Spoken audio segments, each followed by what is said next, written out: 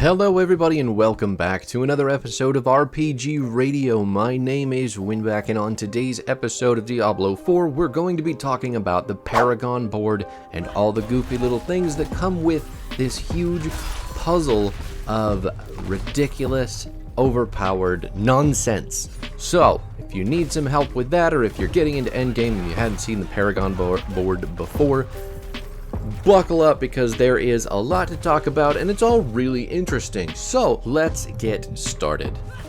In the quickest summary of the Paragon board that I can come up with, this is an endgame mechanic that is going to replace you putting in points into your abilities. Being that the level cap of ability points is level 50 and the extra ones that you gain through renown, your Paragon board is going to take over in buffing stats and giving you bigger numbers for endgame. That comes in the form of magic nodes, which are blue on the Paragon board, regular nodes, which are typically going to increase your base stats, your willpower, dexterity, strength, and intelligence. Those are gray. Your rare nodes, which have some combination of magic and regular stats with maybe some built-in additional mechanic, those are yellow. And your legendary nodes, which are going to be based around entire Paragon boards. You'll have a set number of boards to select from, and each of those boards has a key ability tied to it in a legendary node. Those nodes are going to offer you some very substantial increases to how your character plays and how everything works. So we'll get into how those work specifically, but as far as this video goes, it's going to be barbarian board, and if you need boards for something like the sorceress or the druid, feel free to check out all of the content on YouTube or Google, because they can give you a more in-depth idea of what those legendary nodes do. But the other thing that we need to talk about with the Paragon board is your glyph sockets, and how to upgrade those glyphs, put them in the most advantageous spot in the Paragon board for maximum usage. Now, glyphs are new to Diablo 4 in name, but they are very similar to your Diablo 3 legendary gems, in that when you finish a nightmare dungeon, you'll get experience to upgrade those glyphs, and glyphs come with special properties that you can't find in different nodes. You can't get them in rare or legendary nodes. Glyphs are specific in that you can pull them out of sockets in your Paragon board, put them in others to make sure that they have the maximum efficiency.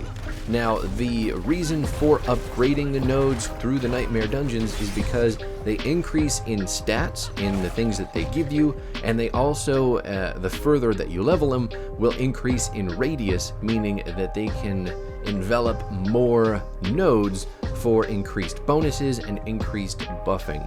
Specifically, I can use Might as an example in my build. Might is a glyph socket that I'm upgrading as quickly as possible because I want to get it maxed out. I want to get the radius as big as I can to get the nodes on my first Paragon board all covered and sufficiently bonused up.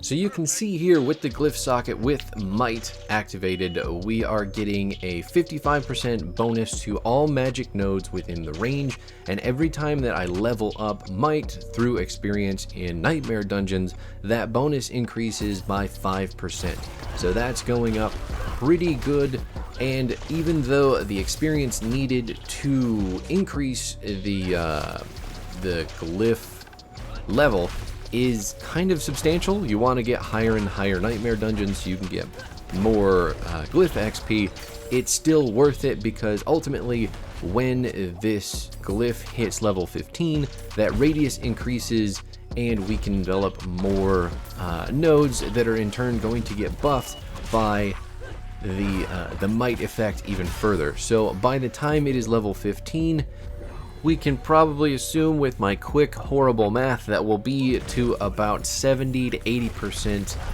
buffed on all of the magic nodes within range. And that should include a bigger number of magic nodes because the radius of the glyph now extends even further, and that is ultimately the passive buff that you're leveling when you're doing glyphs. There is another component to these glyphs as well. You can see that it is increasing the damage that we deal with two-handed weapons. So your radius range, you're going to want to have normal, or it could be normal, magic, rare, any of the nodes in the radius having strength to meet the requirement of the glyph, and then the glyph gives you an additional bonus on top of what it's getting you. So it says right there under the glyph, we're going to deal 8% increased damage while wielding two-handed weapons. That is completely worth it, because at this stage in the game, anything that's multiplying our overall damage with whatever kind of weapon is going to be pretty substantial. And for 40 strength, considering that we already use strength as our main damage stat as a barbarian, it is crazy good, and it will have all sorts of return on investment as the build continues to develop. Now, when you're hovering over glyphs in the Paragon board, you can see also that they've got the glyph itself will show you how much it's buffing the nodes in its radius. So I've only got a couple activated right now, but you can see we're getting an extra physical, we're getting extra 2.7 physical damage, 27 armor, and 3 dexterity. That's only 3 nodes that are being activated right now through the glyph, but once we get more Paragon points, put those in there, even more stuff will get buffed. You'll see those numbers go up, and as the glyph levels, those numbers are going to get higher too. So if you ever need to know what's going on inside a glyph, just hover over it while you're in the Paragon board, and you can see all that stuff go down. Also, don't forget that your Paragon boards have lots of redoable options. So you can remove Paragon nodes, you can get that point back. You do have to pay a gold cost to get it back, but sometimes that's completely worth it, especially if you are only a couple nodes into a board and you're thinking, I need a new direction. That being said, you can also remove glyphs from the sockets that they are in and put them in other glyph sockets if you notice that you have a bunch of nodes hanging out that are going to activate the bonus of a different glyph more easily than the one it's currently using. And you can also find and swap these glyphs out pretty easily with the menus that you have. So the Paragon board lets you locate them with a single click. You can pop them out, pop them in. They are very easy to equip and unequip. They're going to work just like gear because they are designed to be easy. They're designed to go in and out of places that they make the most sense. So the Paragon board is going to have a lot of freedom for you in that you can adjust your build when it comes time to do so. You can select different Paragon nodes if you're running out of points, or you want more points, or you just need to change things up. It's going to be really flexible, which also brings us to the point that things are rotatable. Your Paragon tables can be moved. The reason for that is because the Paragon boards have tons of nodes in tons of different locations, and if they were always static the way that they connect to each board, they would be incredibly obtuse in how you get them to work together. So when you pick a new board based around whichever legendary node you want, you'll have the option to rotate the board, and you can preview these as well, so you don't have to actually have them unlocked before you go checking them out. As you can see, you can flip these bad boys every which way, and you want to use what's going to best fit your previous board's path. So if you're using the middle board like we are right now, going to the left, I'm trying to build up towards this glyph socket and then build down so I can get closer to the glyph socket on the next board. If I'm not doing that, I'm building it towards the legendary node to activate, but there is an easier path with the rotation, so you want to make sure that you're using the most optimal line of travel for your Paragon nodes.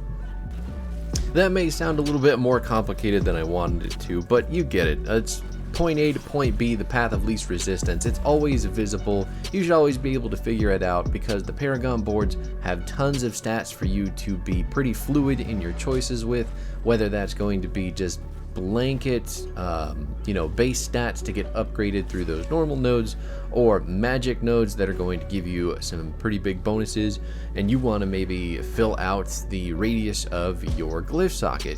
Or maybe there's a rare or legendary node that is just going to be the cherry on top, and it's easy enough to just make a line directly through that onto your next board. The options are there for you. The Paragon board is huge and it looks daunting, but it really is incredibly simple once you start figuring out exactly what it is that you want to do with your build. Now, I want to say it again, the Paragon board looks big, it looks complicated, it looks like it's going to be a lot to work with, but it is very, very simple, and it is all simple in a way that you can probably figure out as long as you know what's going on with your character. Nobody knows your build better than you do unless you're playing from a guide, and your character is going to have those stats and gear all throughout the game, all up to level 50, that'll really help you figure out how you want to play. So my build in particular is focused on overpower damage, it's focused on damage to injured close enemies, it's focused on getting my big resets for our death blow, meaning that I want to do a lot of damage to vulnerable targets, I want to do a lot of damage to injured targets, and I want to do damage pretty consistently when I hit the right combo. All of that said, that's the kind of stat that I'm building around, hence the Paragon boards that I'm going to be picking. When you pick those boards, you can see even the legendary, under the legendary node, you'll see all of the stats that those boards can provide you, and that's really how you want to decide how to equip your boards. So don't look at it and think, oh my god, what am I even doing? Just go look at the stats that your character uses, go look at your abilities, look at your gear, look at what makes your character, and the Paragon board will be completely simple to figure out. You'll fall right into what you need, and that'll help you even more as you push through to Endgame. The Paragon board is going to be a nuts amount of effective for buffing your damage as the game progresses, so you're really going to want to get as many nodes as possible, whether it's through renown, whether it's through leveling, the only two options as it is, but you want to get those quick, you want to get the board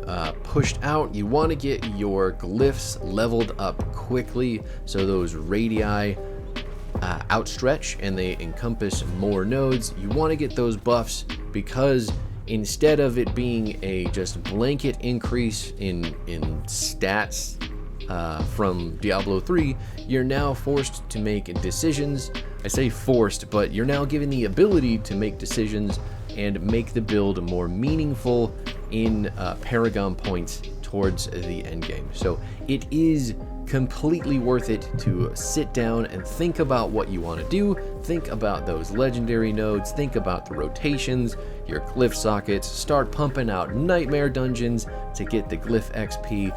It is super simple, and it is probably the most rewarding mechanic in the endgame so far. That might change in my opinion later on, but as it stands right now, the Paragon board is absolutely my favorite thing to do.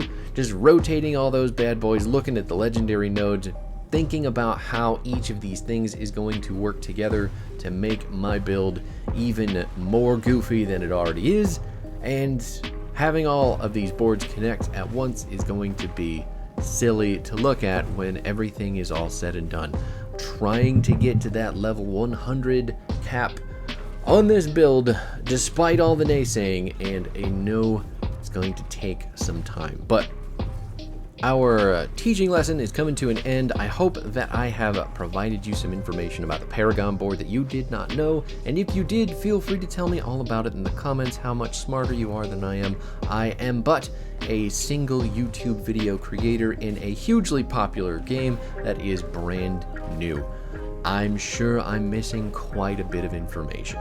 That said, I am trying to get this build ready to go into the 70 capstone dungeon, and honestly, there are a lot of people way ahead of me in levels, and I am behind because I took a week-long break to go on vacation, and now I have a job to go back to. I don't have as much time to no-life this as I want to, but I promise I will get this Deathblow Barbarian up to level 100 if it kills me. The dungeon's over. What are you still doing here? Thank God it's done.